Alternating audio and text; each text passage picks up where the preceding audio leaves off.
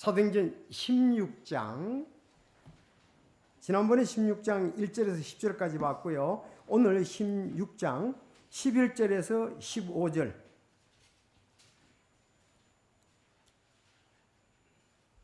(16장) 11절에서 15절. 자, 역시 제가 읽고 여러분이 12절 읽고요. 그러므로 우리가 드로아에서 배로 떠나 직행하여 사모들에게 다다른 뒤 다음 날 네아폴리스로 가고, 거기서 빌립보로 갔는데 그것은 마케도니아의 그쪽 지방에서 으뜸 가는 도시요 또 식민지더라. 우리가 그 도시에서 며칠을 머물다가 안식일에 도시에 나가 사람들이 모여 기도하고 있는 강가에 앉아서 거기에 모인 여자들에게 말하니라. 도아드라시 출신의 자주색 목단 장수로서 하나님께 경배하는 무디아라는 어떤 여자가 우리의 말을 들으매 주께서 그녀의 마음을 여심으로 그녀가 바울이 말하는 것들에 주의를 기울이니라. 그녀와 그녀의 집안 사람들이 침례를 받고 우리에게 간청하여 이르되, 만일 당신들이 나를 주께 신실한 자로 판단하였거든 내 집에 들어와 거기서 머무소서 하고 우리를 강권하니라. 아멘. 하나님 아버지, 말씀 감사합니다. 오전에도 우리 참 처음부터 끝까지 선교 사역에 함께 잘 감당했던 우리 빌립보 교회를 봤는데, 오늘 빌립보 교회가 세워진 기초를 보게 됩니다. 주님 말씀 주시고 우리가 말씀 안에 굳게 의하며 계속 우리의 삶 속에서도 좀 주께 영광을 돌리는 귀한 삶으로 이어지게 하여 주옵소서. 저희들 성령의 음성을 듣고 이 안에 거하기 원하는 사람들 마음속에 큰 격려와 도전과 주님의 진리의 큰 것을 보여주옵소서. 예수님의 이름으로 기도드리옵나이다. 아멘.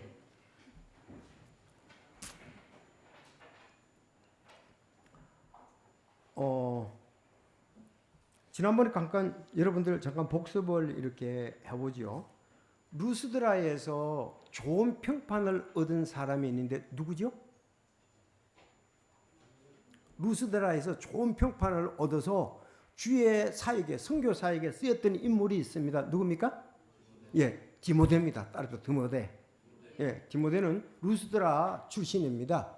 그가 이제 복음을 듣고 난 다음에 참 다음에 그 사역지를 갔을 때는 아주 좋은 평판을 얻게 되었습니다. 그래서 바울과 실라와 디모데가 선교 사역을 떠납니다. 근데 선교 사역을 떠날 때에 우리라는 말이 나와서 이 사도행전 저자를 밝히는 구절이 있습니다. 그것이 바로 10절부터인데, 여기에 우리가 부르셨다고 우리라고 나오던 여기에 우리는 누굴까요? 네, 사도행전의 저자인 누가입니다. 알았죠? 그러니까 우리라고 말할 수 있잖아요. 그러면 이때부터 이제 본격적으로 이제 누가가 동행했음을 알 수가 있는데, 그러면 선교 사역을 지금 2차 선교 유럽에서 한 사람들이 4사람으로 볼 수가 있죠. 첫째 바울이고, 두 번째 실라고, 세 번째 디모데, 다음 누가. 틀렸나요, 제가? 그렇게 이제 4명이 여기에 빌립보 지역에를 갔습니다. 자, 여기서 이런 부분들은 이제 기초 부분이면서도 우리가 잘 알 필요가 있습니다. 사실 아침 설교가 어떻게 보면 조금 어렵다고 생각하는 분들이 함께 이제 요새 새로운 영혼들이 또 어르신들이 있기 때문에 어려울 거예요. 그러나 또 우리는 더 깊이 알아가야 이해가 되고 공감을 하고 하나님께 크게 감동을 받아 영광을 돌릴 수가 있습니다. 자, 빌립보 교회가 오늘은 이제 드로아에서 배를 타고 드로아는 그 지금의 투르키예죠. 투르키. 거기서 배를 탔습니다. 자, 11절 보세요. 그러므로 우리가, 여기부터 이제 아까 10절부터 우리가 나오는데 여기서도 우리가 나옵니다. 드로아에서 배로 직행하여 사모드라게에 다다른 뒤 다음 날 네아폴리스로 가고, 거기서 빌립보로 갔는데 그렇게 나옵니다. 그곳은 마케도니아의 그쪽 지방에서 으뜸 가는 도시요 로마 식민지더라. 우리가 그 도시에서 며칠을 머물다가 그렇게 11, 12절을 말씀하고 있습니다. 자, 드로아에서 배를 탔다. 그리고 에게해 바다를 이제 건너가려고 하다가 섬에 잠깐 머물렀는데 그게 사모드라게입니다. 자, 섬에 머물렀다가 이튿날 네아폴리스로 가는데 네아폴리스는 해변가에 있습니다. 자, 그럼 우선 지도부터 보고요. 여러분 이런 걸 잘 알아놔 두는 것은 우리가 가르치거나 들을 때에 굉장히 공감을 할 수 있는 부분이죠. 뒤에 한번 지도를 보겠습니다. 대략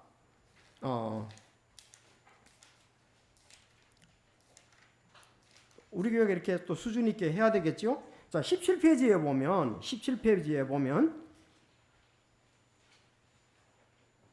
17페이지 지도 있습니까? 에게해 소아시아의 7교회 나오죠. 자, 거기에 보면은 그 드로아가 나옵니다. 트로이 밑에 드로아가 있죠.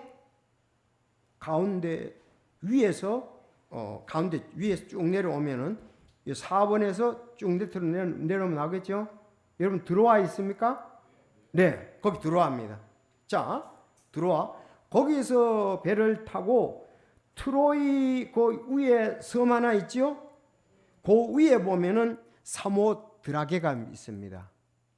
거기 그쪽에 이제 네아폴리스 같은 섬이 2개가 있는데 사모드라게 그 하나 있죠.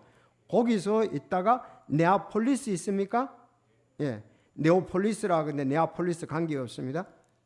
참 이 코스대로 성지순례를 가면 한 번에 그냥 해결되는데 네아폴리스에 가면은 바울 도착 기념교회가 있어요. 야, 네아폴리스 바울이 바로 에게해, 지금 에게해잖아요. 에게 드로아에서 에게해를 건너야 되잖아요. 근데 에게해 그 섬이 사모드라게가 있고 거기서 도착해서 해변이 어디냐? 해변가에 있는 그 도착 지점이 네오폴리스입니다. 네오폴리스. 거기 가면 아주 예배당이 멋지게 잘 지어져 있는데 바울 도착 기념교회라고 되어 있어요. 아셨죠? 그 네오폴리스 해변가에 그 내렸다가 거기서부터 어디로 갑니까? 약 16km를 가면 빌립보가 있습니다. 알았죠? 여기 빌립보에 지금 도착을 했습니다. 몇 킬로? 약 16km. 16km도 뭐 그렇게 가까운 건 아닌 것 같아요. 16km 가서 빌립보에 도착을 했습니다. 그래서 오늘 제목은 아침에는 처음부터 끝까지 선교한 교회를 이렇게 한다 그러면은 오늘 요번에 조금 다르게 유럽에 세운 첫 교회라고 제목을 붙이면 되겠습니다. 따라서 유럽에 세운 첫 교회. 예. 유럽에 세운 첫 번째 교회가 빌립보 교회입니다. 여러분들. 대단하죠? 빌립보 교회입니다. 그러니까 다시 오늘 아침 거하고 합해서 보면은 그러니까 처음으로 그 빌립보 교회가 세워졌는데 처음부터 끝까지 선교한 교회라 이거예요. 첫 교회. 처음으로부터 선교를 하고 끝까지 선교한 교회다. 이렇게 볼 수 있죠. 그래서 유럽에 세운 첫 교회 빌립보 교회입니다. 빌립보 교회. 자, 빌립보에 그래서 빌립보에 이제 갔습니다. 원래 그 빌립보는 그 빌립이 주전 4세기경에 세운 도시예요. 필립이라는 분이 주전 4세기경에 세웠는데 자기 이름을 따서 이제 필립 그러니까 빌립보 이렇게 이름이 지어지게 되었습니다. 그러니까 그리고 로마의 식민지다 그랬어요. 어떤 가는 도시고 그럼 어떤 가는 도시는 거기 이제 그 당시에 데살로니가가 수도입니다. 알았죠? 데살로니가가 수도이고 수도 다음으로 그냥 으뜸 가는 도시가 빌립보입니다. 자, 그리고 이제 아가야에는 가면은 아가야의 수도는 고린도였습니다. 아테네가 아니었고요. 그런 것처럼 여기 마케도니아의 수도는 데살로니가였습니다. 그런데 빌립보는 으뜸 가는 도시, 즉 로마의 식민지지만은 로마의 지배를 받고 직접 통치를 받는 그런 큰 도시라고 볼 수가 있습니다. 그래서 거기는 로마법이 잘 적용이 되고 로마 사상들이 적용이 되는 도시라고 보면 되겠습니다. 그래서 우리가 드로아에서 배를 타고 에게해를 이제 건너갑니다. 가다가 섬에 사모드리가에서 다다른 뒤 다음 날 네아폴리스로 가고 거기서 빌립보로 갔는데 그랬어요. 그것은 마게도니아의 그쪽 지방에서 으뜸 가는 도시요. 으뜸 가는 도시요. 또 로마의 식민지더라. 우리가 그 도시에서 며칠을 머물다가 여기 네 사람이 며칠을 머물렀습니다. 자, 13절. 안식일에 도시에 나가 사람들이 모여 기도하곤 하는 강가에 앉아서 거기에 모인 여자들에게 말하니 그렇습니다. 여러분, 안식일이 됐습니다. 안식일이 됐다 그러면 뭐가 생각이 나요? 안식일? 이건 유대인들이 지키는 것이 안식일이잖아요. 그렇죠? 그러면 안식일 유대인들하고 관계가 되고 강가에 모였다? 아니 유대인들이 거기에 안식일을 지키고 그랬다면 강가가 아니고 어디?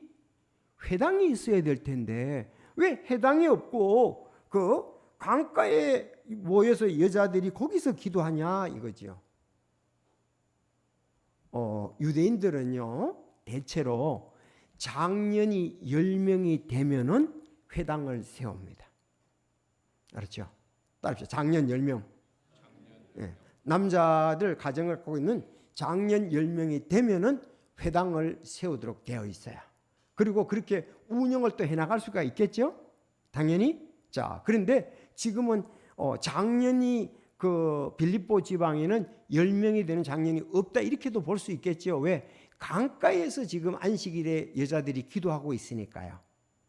그러면은 만약에 바울 사도도 유대인이잖아요. 지금 회당이 있었다면 다른 데처럼 회당에 가서 그들하고 교제도 하고 또 예수 그리스도 메시아라는 걸 증거했을 것입니다. 근데 거기 회당이 없었기 때문에 단지 유대인들이 어떻게 모이냐 봤더니 강가에 꼭 유대인이라고 볼 수도 있고 유대인으로 개종한 사람들이라고 볼 수 있죠. 어떻든 안식일은 유대교하고 관계가 있습니다.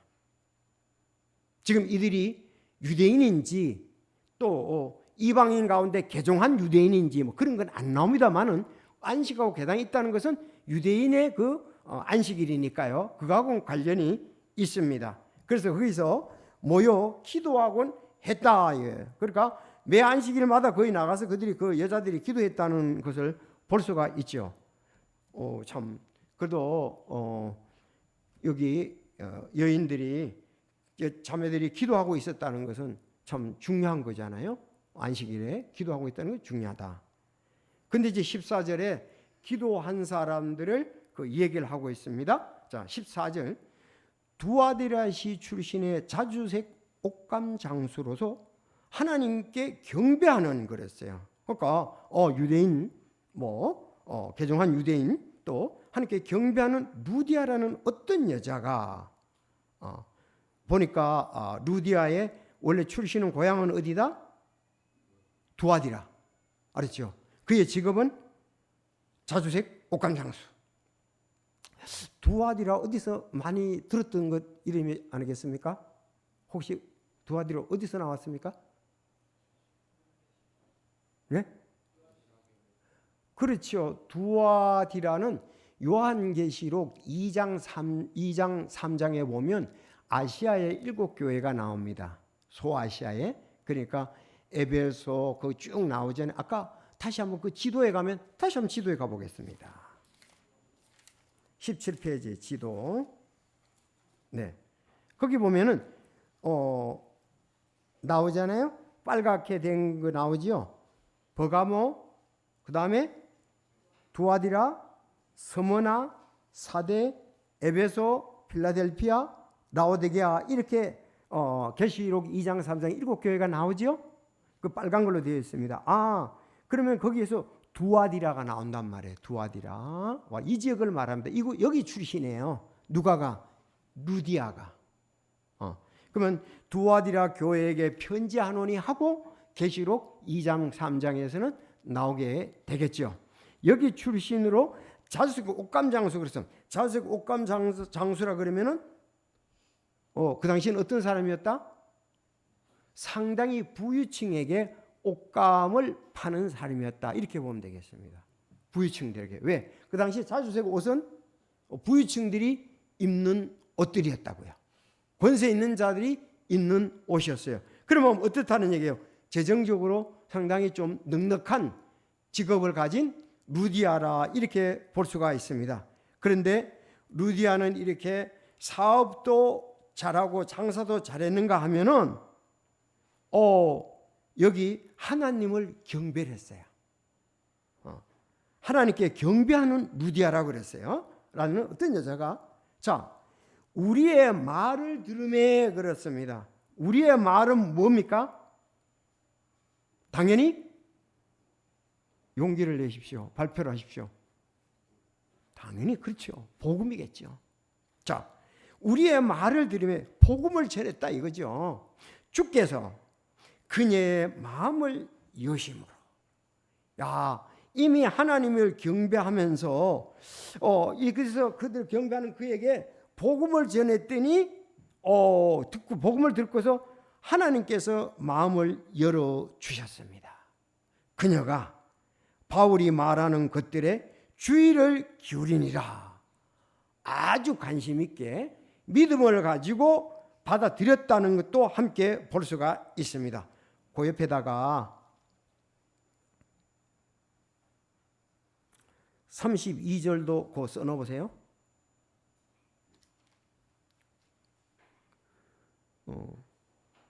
우리의 말을 들으며 주께서 그녀의 마음을 우리의 말은 뭔 말이냐? 바울이 말하는 것 32절에 보니까 주의 말씀을 그와 그 집에 있는 모든 사람에게 말하더라. 주의 말씀을 전했다는 거죠. 그냥 자기가 뭐 이런 말 저런 말 한 게 아니고 주의 말씀을 전했다. 자, 주의 말씀을 전했다는 것을 좀 더 또 깊이 나가면은 어디로 나갈까요? 가장 또 이렇게 확실하게 된 구절이 우리 그 고린도 교회에서 전하는 것 같은데요. 자, 8절에 보면 이렇게 되어 있죠. 18장 8절 여러분 읽어주시기 바랍니다. 시작. 18장 8절 시작.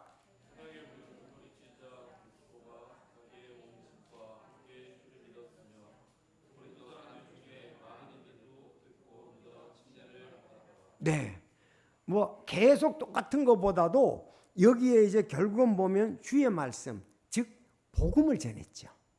복음을 전했습니다.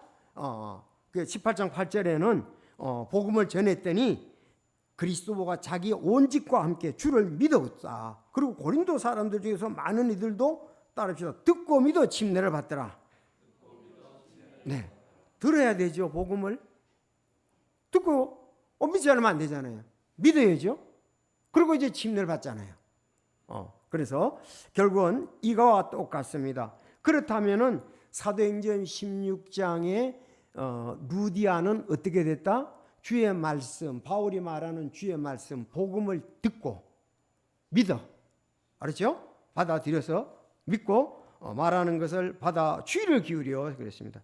여러분, 이 참 교회 와서 하나님의 진리의 말씀을 잘 듣고 자기 것으로 받아들이고 적용한다는 거, 그거 참 귀한데요.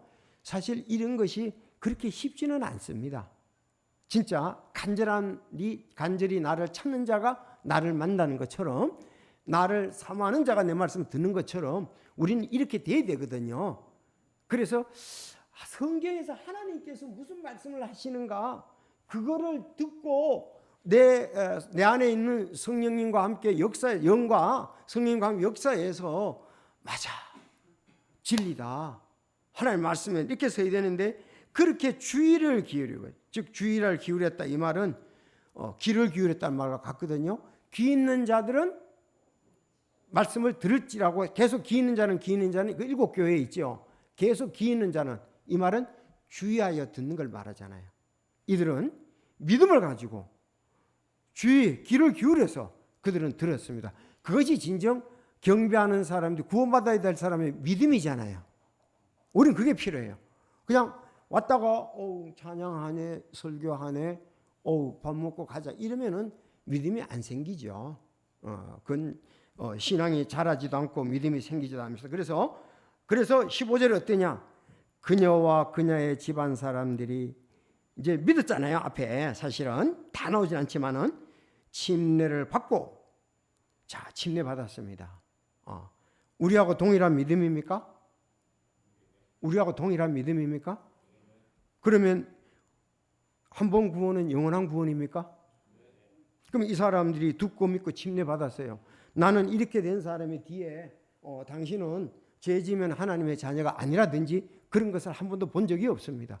루디아가 이때 듣고 믿었으면은 그걸로서 영원한 생명을 얻었다고 믿거든요. 맞잖아요. 우리하고 동일하지 않습니까? 근데 왜 우리는 각각 의심을 하고 딴 얘기하면 거기에 귀를 기울이고 하냐고요. 한 번 구원은 진실로 믿었잖아요. 영원한 겁니다. 아니 다음에 그 간수도 마찬가지거든요.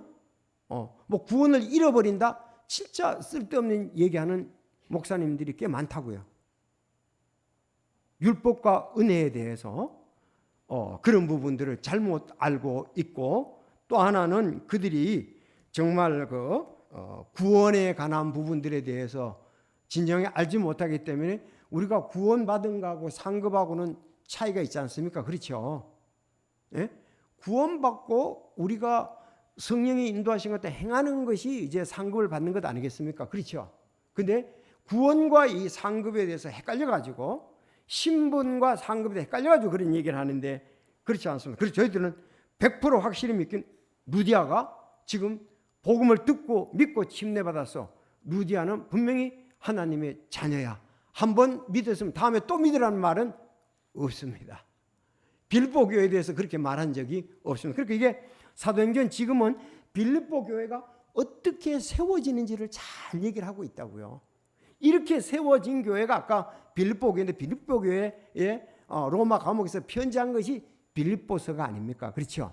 자, 그래서 여기서 자, 그러고 난 다음에 침례받고 난 다음에 완전히 달라졌습니다. 우리에게 간청하여 이르되 간절히 청하여 이르되 지금 그들은 네 사람은 뭐하죠?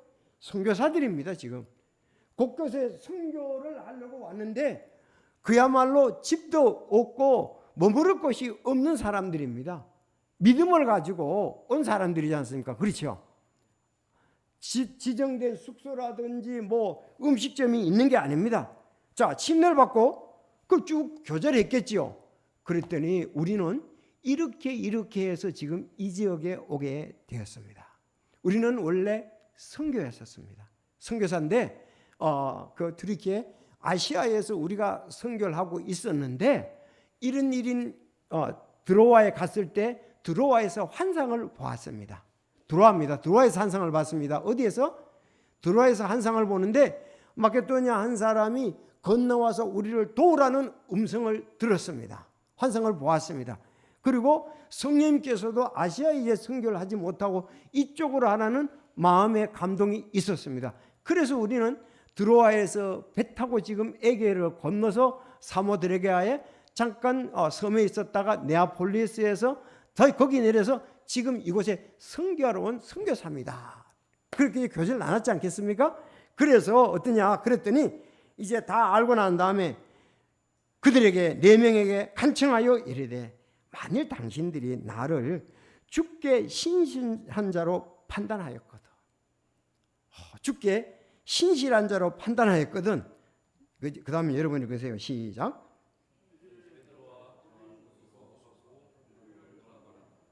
미안할까봐 신세진다고 생각할까봐 간청했다 그랬고 여긴 또 강권했다 그랬습니다. 그냥 뭐 주무실 때 없으면 우리 집에 와서 주무십시오. 식사할 때 없으면 우리 집에서 하시죠. 그게 아니라 정말 자기가 복음을 받아들였으니 얼마나 기쁘겠습니까? 얼마나 감사하겠습니까? 그래서 그는 확신을 가지고 기뻐하면서 간청하고 강권했습니다. 선교사님들 우리 집에 와서 머무십시오.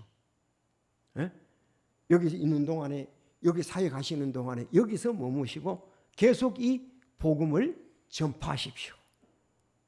이거 그냥 아이고 내가 구원 받았나 안 받았나 이게 옳은가 그른가 문제가 아니고 이 루디아는 절대적으로 구원의 확신이 있고 참 하나님의 말씀을 받아들였습니다. 구원받고 난 다음에 안 나오지만 기뻐했습니다.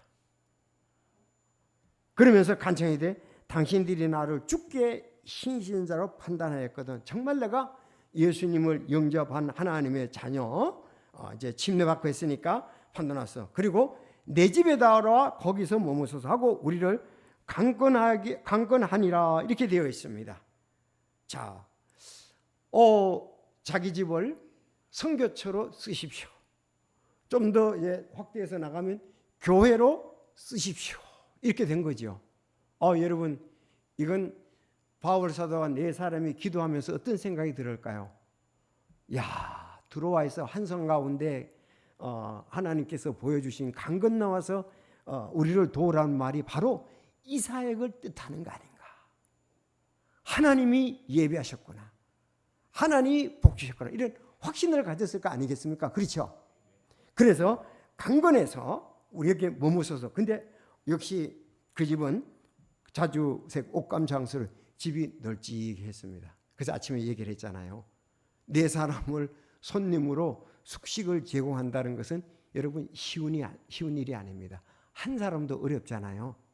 근데 네 사람을 어떻게 숙식을 제공하겠냐 이 말입니다. 자, 그러면 여기 15절을 두고 난 다음에 40절을 보겠습니다. 40절 시작.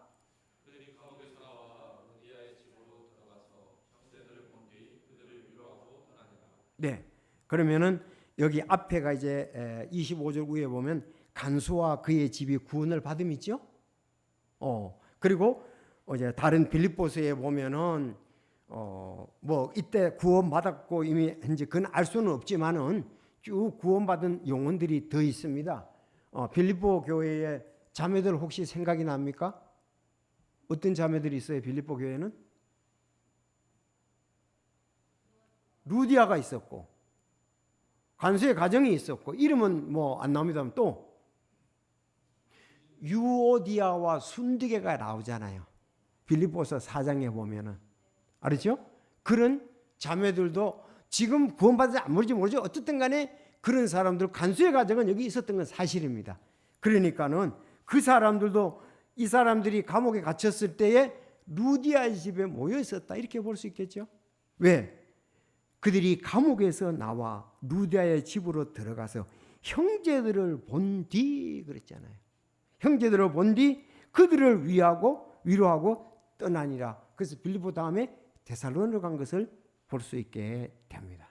자, 그러면 여기에서 우리가 이런 것을 볼 때에 오늘날도 선교사는 이런 방법으로 선교를 해야 된다고 믿습니다.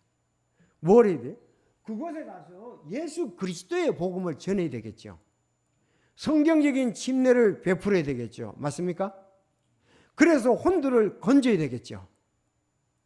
그러면 우리 교회가 해야 할 일도 이거고 선교사들이 해야 할 일도 이거다. 이렇게 보면은 되겠습니다. 그래서 여기서 구원의 복음을 전했어요. 구원의 복음을.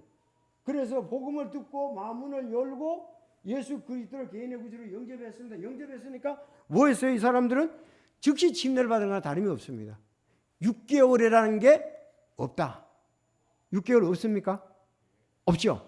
지금 각 교단이나 천주교는 등록을 하든 어쨌든 그 예배당이든 간에 처음 나가 최소한도 6개월이 있어야 그들이 세례를 받고 성경 공부를 하고 난 다음에 침례를 세례 받고 이렇게 하거든요. 그거는 오늘 이 말씀에 볼 때 아니다. 맞습니까? 우리 선교사님은 나가가지고 구원의 복음 전했으면은 기회가 되면은 바로 침례를 줘야 된다고요. 6개월이라는 것이 없습니다. 자, 그러면 이런 내용을 우리는 반드시 기억하고 있어야 돼요. 그러면 오늘날 교회들이 하는 세례라든가 이런 것을 볼 때 성경하고 얼만큼 멀어졌는가를 우리는 잘 알아야 됩니다. 그리고 이 방법이 아니고 세례 문답집을 가지고 뭐 학습을 한다 이렇게 나온단 말이에요. 그거는 성경하고 너무나 크게 멀어졌다는 사실을 우리가 알아야 됩니다. 야, 이거는 인위적인 방법이고 굉장히 복음이 거의 없다시피 약화되고 형식적이다. 이걸 모르면 안 된다고요. 그래서 우리는 우리 가족을 일반 교회에 보낼 수가 없다고요. 나가도 관계는 없어요. 왜? 이렇게 하지 않기 때문에 그렇습니다. 이렇게 하지 않기 때문에 그렇다 이거예요. 목사님, 그 교회 목사님 복음 잘 전합니다. 거기도 비록 침례는 하지만 세례를 전합니다. 그런데 세례라고 했을 때 이게 얼마나 멀어지는 건가, 그걸 우리는 반드시 알아야 됩니다. 그 교회요, 목사님 유명하십니다. 그 교회 큰 교회입니다. 찬양이 활성화되어 있고 그들이 재밌어합니다. 그게 문제가 아니고 성경하고 맞느냐 안 맞느냐를 우리는 봐야 되는 거죠. 맞습니까? 아니, 옳은 것을 우리가 세상에서도 옳은 것 중요한 것도 있으면 야, 그렇게 하라고, 물건도 좋고 옳은 거 그거 사라고 그러지 짝퉁이라든가 비싼 거 사라고 하는 사람은 하나도 없잖아요. 근데 왜 신앙만은 양보하나요? 신앙이 더 중요하지요. 가까운 교회 그냥 가세요. 그 교회도 괜찮아요. 여러분, 그거는 성경하고 멀어진 거예요. 그래서 성경하고 같다면 얼마나 좋습니까? 찬양도 비슷해요. 복음도 전하는 것도 비슷해요. 큰 교회예요.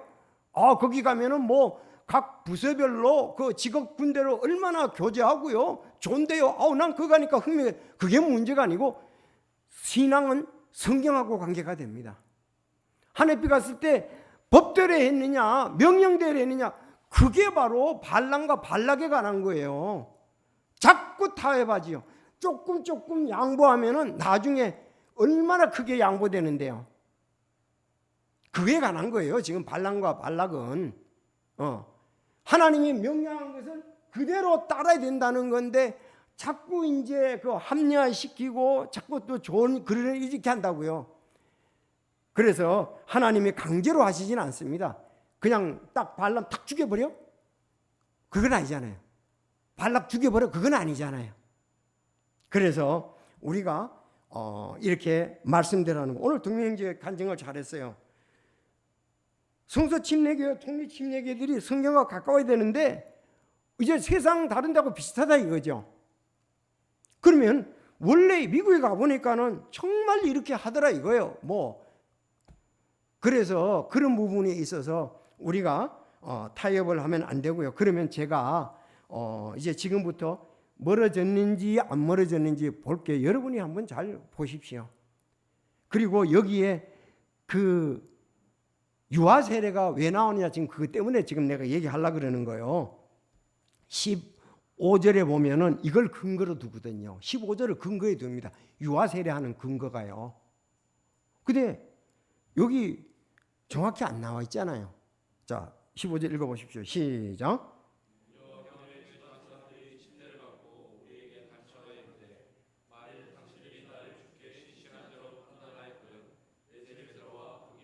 자, 그녀와 그녀의 집안 사람들이 침례를 받다고 나오죠. 집안 사람들이에요. 그리고 넘겨서 보시면은 또 32절도 보겠습니다. 32절 그것도 그래요. 자, 주의 말씀을 그와 그 집에 있는 모든 사람에게 말하니라 그랬죠. 그 밤에 그 시각에 그들을 데려다가 밤에 채찍 맞은 자리를 씻겨주고 자기와 자기의 온 가족이 즉시 침례를 했다. 이건 밤에 또 침례를 받았네요. 즉시 받았잖아요. 그때 여기에서 뭐라고 나와요? 보면은 그의 집에 있는 사람들도 침례 받았겠죠. 그렇지만 여기 정에 나오잖아요. 그 말씀을 그와 그 집에 있는 모든 사람에게 전했잖아요. 그러면 아이들은 부모님의 곁따라서 그러면 여기 일반으로 세례하는 사람은 이 두 가지 근거를 드는 거예요. 여기에 그의 가족들이 침례받다는 얘기가 나오지 않냐. 여기 가족들이면 어린 아이들도 있었을 텐데 가정을 하는 거죠. 그들도 받았다. 이래서 유아 세례다. 이렇게 한다고요. 그러나 여기에 보면 말씀을 그들에게 전했고 말씀에 귀를 기울였고 만문을 열었고 여기에서 또 그 집에 있는 모든 사람에게 말하니라 그랬어요. 그러니까 결국 말씀을 받아들인 자들이 받는 것이지 그냥 여기서 어린아이도 거기에 속해 들어갔다. 그거는 너무 지나친 그 확대 해석이라고 볼 수 있죠. 분명히 말씀인데 그러면 말씀 없이 그들이 침례받다는 말이 아니잖아요. 분명히 말씀이 있어야 되는 믿습니다. 말씀을 듣고 구원받아요. 그런데 다른 데도 보십시오. 사도행전 8장 37절에 보면 내가 침례받는데 끄리낌이 없다 그랬더니 뭐라 그랬어요? 너가 마음을 다하여 믿으면 강하니라 그랬죠. 따릅시다. 마음을 다하여 믿으면 강하니라. 그랬더니 너 진짜 마음을 다하여 믿느냐 그랬잖아요. 그럼 어린아이 보고 야 너 마음을 다하여 믿느냐 그러면 애는 계속 자고 있어요. 유아는 계속 자고 있을 거 아니에요. 그거 어떻게 구원받습니까? 그랬더니 37절에 그가 얘기를 하죠. 주 예수 그리스도께서 하나님의 아들이심을 내가 믿노라. 정확히 간증이 나오잖아요. 마음을 다하여 믿으라 그랬잖아요. 진실로 믿는 걸 말하지 않습니까? 그러니까 거기다가 그러니까 유아세례가 나오는 거예요. 그러면 우리가 유아세례하는 교회하고 우리 교회하고 같이 돼야 되고 같이 교제를 해야 되고 이렇게 해야 됩니까? 여러분 아니지 않습니까? 유아세례가 어떻게 신앙을 고백하지 않은 어린아이가 어떻게 침례를 받습니까? 그거부터 뒤틀리면은 전부 다 뒤틀려 버리는 거예요. 한 가지가 틀리면 계속 틀려지는 거예요.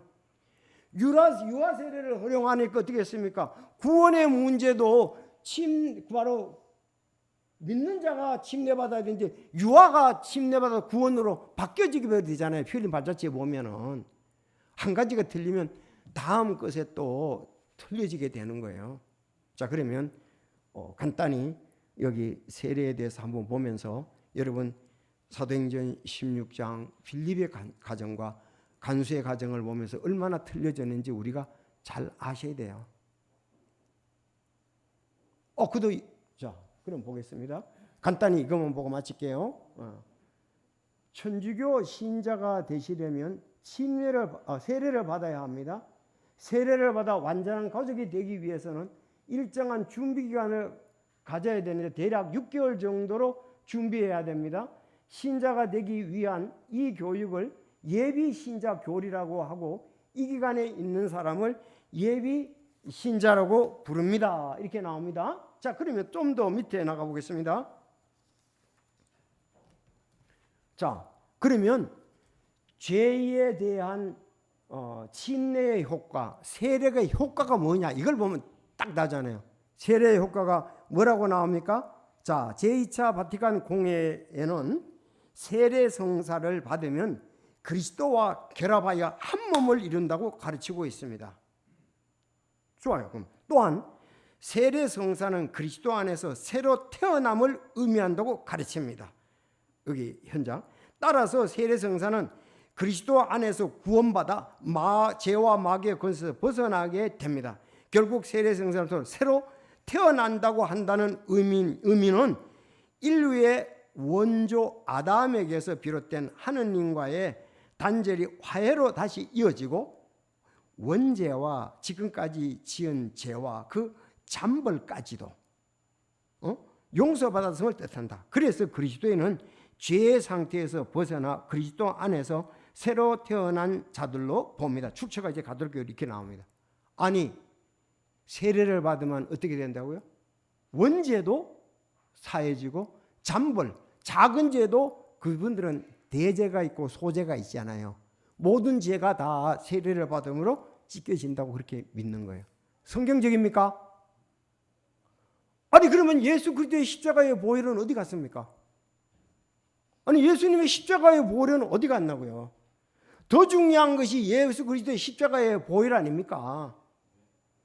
우리는 예수 그리스도의 십자가의 보혈을 믿으니까 믿는 것의 상징이 세례 침례 아닙니까? 상징을 갖다가서 오히려 근본으로 복음으로 하면 이건 바꾸면 안 되죠. 여기에는 그렇게 들어가면 안 돼요. 그래서 이렇게 이제 나옵니다. 자, 여기 바울과 실라와 디모데와 누가가 가서 지금 이렇게 했습니까? 6개월간 성경 공부해가 6개월 정도 준비해야 되는데 그 공부를 해서 그렇게 했습니까? 지금 다시 그 다른 교회 한번 보겠습니다. 자, 이건 대한예수교 통합 즉 세례 규정입니다. 통합 있잖아요.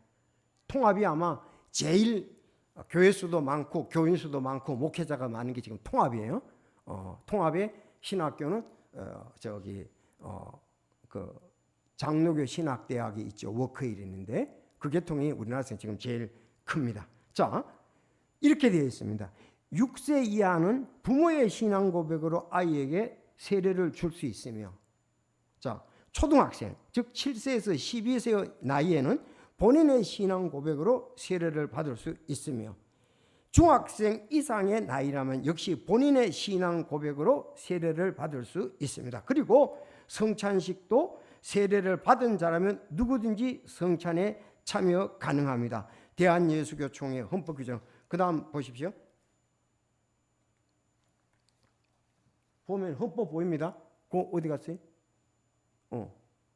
네, 여기가 이게 바로 통합 측의 헌법이 되어 있습니다. 여기 이게 이제 통합 측 마크잖아요. 그 헌법 밑에가 거기입니다.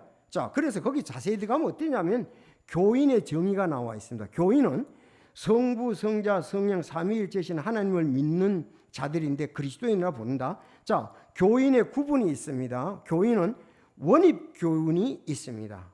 원입교인.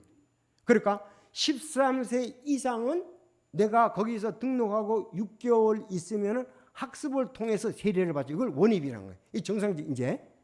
두 번째는 유아 세례 교인이 있습니다. 아까 나왔지요. 몇 세 이하? 유아 세례? 6세 이하. 유아 세례 교인이 있고 아동 세례 교인이 있습니다. 아동 세례는 몇 살? 13세? 7세에서 12세입니다. 7세에서 12세. 이걸 아동. 자, 그리고 세례 교인이 있습니다. 아까 세례 교인이 세례 교인. 요건 입교인이다 이거예요. 입교를 하려고 하면 어땠습니까? 13세 밑에 사람들은 이제 입교를 해야 된다 이거잖아요. 자, 이런 걸로 한다 드려야겠습니다. 그래서 원입교인, 예수를 믿기로 결심하고 공동예배에 참석하는 자, 뭐 이게 13세 이상이죠. 유아 세례 교인, 6세 이하 그 나오죠 지금. 다음 세례 교인, 입교인, 유아 세례 교인, 여기 아동 세례 교인이 있습니다. 아동 세례 교인. 자, 그러면 그들은 주의 만찬에 참석하려고 하면 몇 살이 돼야 하는 거예요? 원칙적으로 13세 이상이 돼야 된다는 거 아니겠습니까? 그렇죠. 아동 세례교인 안 되고 유아 세례교인 안 됩니다. 그들은 올라면 13세 이상인데 입교를 해야 돼. 입교. 자, 그러면 이렇게 13세 이상 되는 사람들이 이제 세례받 이런 것이 나옵니다. 그러면 여러분에게 물어볼게요. 자, 이걸 쭉 봤는데 성경에 이런 것이 있습니까? 아니, 이걸 자세하기 위해서 뭐 그렇게 뭐 이렇게 한다고 할지라도 너무 사도행전 지금 16장을 볼 때 너무 멀어지지 않습니까? 그들이 이제 그 세례 이제 문답집이 이렇게 나온다고요. 삼위일체 하나님을 믿습니까? 문답집. 예, 그런단 말이에요. 그리고 예수님이 우리 죄를 위해서 십자가에 달려 들어가서 믿습니까? 예, 그런단 말이에요.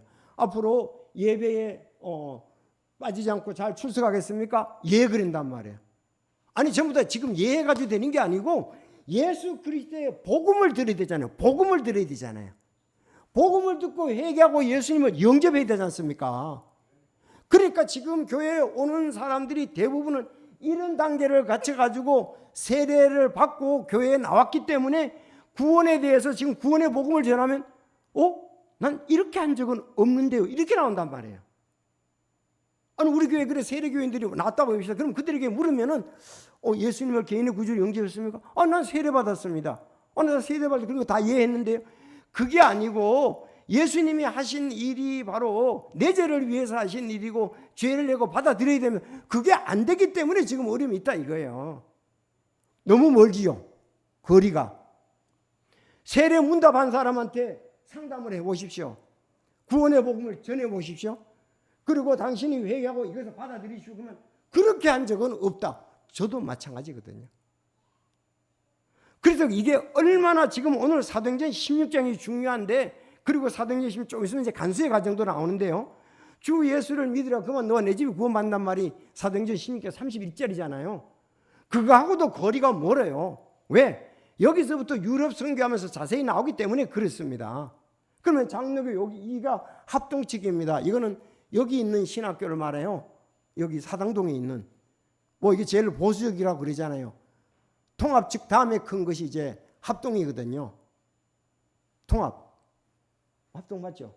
그렇죠? 여기도 역시 비슷합니다. 이 마크는 총신대 출신들이 여기 총회라고 볼 수가 있습니다. 여기에서도 세례에 대해서 잘 나오고 있습니다. 세례는 성부와 성자와 성령의 이름으로 물로서 씻는 거룩한 예식인데, 이로써 우리가 그리스도에게 접붙여짐과 은혜의 언약의 모든 은총에 참여함과 우리가 주님의 소유가 되기로 약속함을 인치며 공포하는 것이다. 세례는 그리스도에 대한 믿음과 순종을 고백할 때까지 교회 밖에 있는 그렇죠. 고백할 때까지 교회 밖에 있는 어느 것에 베풀어진다 이러잖아요. 신앙의 독실하고 학습인으로 6개월간 근실히 교회에 출석하면 세례 문답할 자격이 있다. 여기 이제 문답이 자격이 되는 거예요. 6개월 되면 가서 등록하고 6개월 있으면 세례 문답하라 그런다고요. 자, 그리고 세례는 반드시 합법적으로 안수를 받은 목사에게 행해야 한다. 세례는 교회 안에서 모든 회중을 증인으로 하여 공교의 예배시 베풀어야 된다. 단 특별한 경우 교회 출석하는 어떤 중환자나 군대나 교도소에 세례를 받기를 원하는 자의 경우는 목사의 판단과 당회의 결의로 베풀 수 있다. 유아 세례의 경우에도 이래 준한다. 세례를 베푸기 전에 당회는 세례 받을 자의 충분한 교육과 문답으로 신앙 고백서를 받아야 된다 그랬잖아요. 이 문답이 문제예요. 아니요, 복음을 전해야지 왜 문답이 어디 있습니까? 문답이 맞습니까? 문답은 없어요. 선덕에 전부 다 어디도 문답도 없고 6개월도 없고, 이걸 보면 그만큼 멀어졌다 이 말이다. 멀어졌다. 성경과 멀어졌다. 우리가 모든 것이 얼마나 멀어졌느냐 안 멀어졌냐는 것은 뭘로 판단할 수 있느냐? 성경을 펴서 판단할 수가 있단 말이죠. 내가 판단자가 아닙니다. 그걸 보고서 처음에 구원받은 사람들, 침례받은 사람은 이런 방법으로 구원받고 침례받았는데요. 근데 여기는 다르단 말이에요. 여기는 다르단 말이에요. 그럼 거기에 맹점들이 있게 된다 이 말입니다. 그래서 여기 이제 학습에 대해서 나옵니다.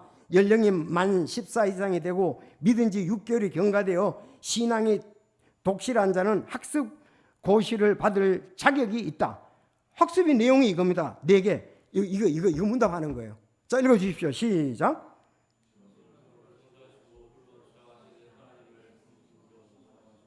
예. 예. 예. 예. 이해 됐으면 나 통과된 거예요. 이게 서양 문답집이에요. 자, 교회가 시행하는 성례식의 시간에 대해 학습대 교인이 된 것을 공포한다. 이상 뭐뭐는 대한예수교 뭐에 학습 교인이 된 것을 성부와 성령 성령으로 공포하노라 그랬다. 자, 성경 구절 얘기하고 마칠게요. 보세요. 사도행전 2장 41절에 보면은 그때 그의 말을 기쁘게 받아들인 자들이 침례를 받으니 바로 그날에 3,000원 가량이 그들에게 더해지더라. 맞습니까? 복음을 받아들인 자들이 침례를 받아야 되죠. 다른 거 다 필요 없고 문답이 필요 없고.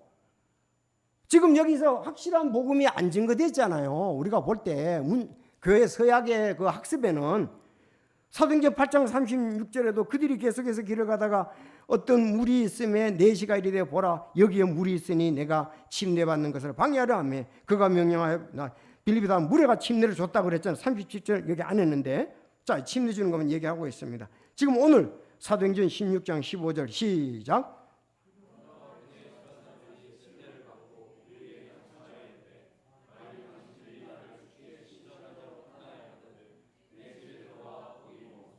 자, 33절.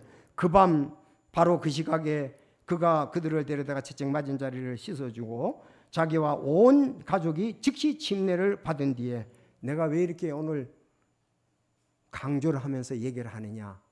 지금 사도행전 16장에 구원받은 것이 정확히 나오는데 그거하고 오늘날 우리가 하는 거는 같으냐? 그럼 다른 교회사는 다르냐? 이것을 사도행전 16장에 비추어서 우리는 봐야 될 필요성이 있기 때문에 이렇게 말씀하고 있습니다. 우리 똑같이 하는가? 그거와 뭔가? 아니 하나님의 말씀이 기준이잖아요. 나의 명령대로 하는 자가 내 자녀라고 그렇게 얘기하잖아요. 명령대로 하는 것이 중요하지 않습니까? 그러면 이 뜻이 뭡니까? 세례 침례되시 로마서 6장 4절하고 골로새서 2장 12절 잘 나와 있지 않습니까? 이건 죄를 씻는 게 아닙니다. 로마서 6장 4절 시작. 그러므로 우리가 죽음 안으로 침례를 받아 그분과 함께 묻혔나니 이것은 그리스도께서 하나님의 영광을 입으며 죽은 자를 일으켜진 것 같이 우리도 생명의 새로움 속에서 걷게 하려 함이라. 자, 2장 12절 너희가 침례 안에서 그분과 함께 묻혔고 그분을 죽은 자로부터 살리신 하나님의 활동에 대한 믿음을 통해 침례 안에서 그분과 함께 일어났느니라. 그렇게 말씀하고 있습니다. 그래서 우리는 실제로 갈보리에 달리신 찬송을 보십시오. 어디 저런 게 어디 있습니까? 찬송에서도 내가 예수 그리스도와 함께 십자가에 못 박혀 죽고 함께 묻히고 장사되고 함께 부활을 상징하는 것이 내가 믿은 것을 상징하는 것이 침례 아닙니까? 그렇죠? 구원받은 내가 마음에 믿은 것을 간증으로 나타내는 게 침례. 이것이 성서적입니다. 성서를 따를 거냐? 사람들이 만든 제도를 따를 거냐? 제도를 따르다 보니까 성령하고는 많이 멀어졌네요. 아니 일반적으로 우리가 해석해 볼 때 그렇다 이 말입니다. 그들은 또 자세하게 다르게 얘기하다 할지라도 우리가 외부적인 이 자료를 가지고는 그렇게 볼 수밖에 없다. 그래서 오늘 사도행전 오늘 말씀 11절부터 15절까지 5절입니다. 5절. 5절을 통해서 루디아가 구원받고 침례받는 장면을 잘 보여주는데 우리가 이 방법을 따르면서 하나님께 영광을 돌려야 될 줄로 믿습니다. 구원받고 난 다음에 어떻습니까? 정말 나를 간청해야 돼. 만일 당신들이 나를 죽게 신실한 자로 판단해 내 집에 들어와 거기서 무사하고 우리를 강건하니라. 참 선교사에게 기중을 안고 아름답게 드려진 것을 볼 수가 있었습니다. 이것이 바로 유럽의 첫 교회 빌립보고 다음 유럽에서 처음으로 구원받은 자가 루디아다. 그렇죠? 루디아가 처음으로 구원받았습니다. 어째 여기 그렇게 나오고 있습니다. 첫 번째 세워진 교회가 우리가 루디아가 이렇게 볼 수밖에 없어요. 바로바로 진행되기 때문에 그렇습니다. 자, 우리가 이 말씀을 오늘 공부를 하고 또 말씀을 알게 되었고 우리는 바른 분별력을 갖게 되었습니다.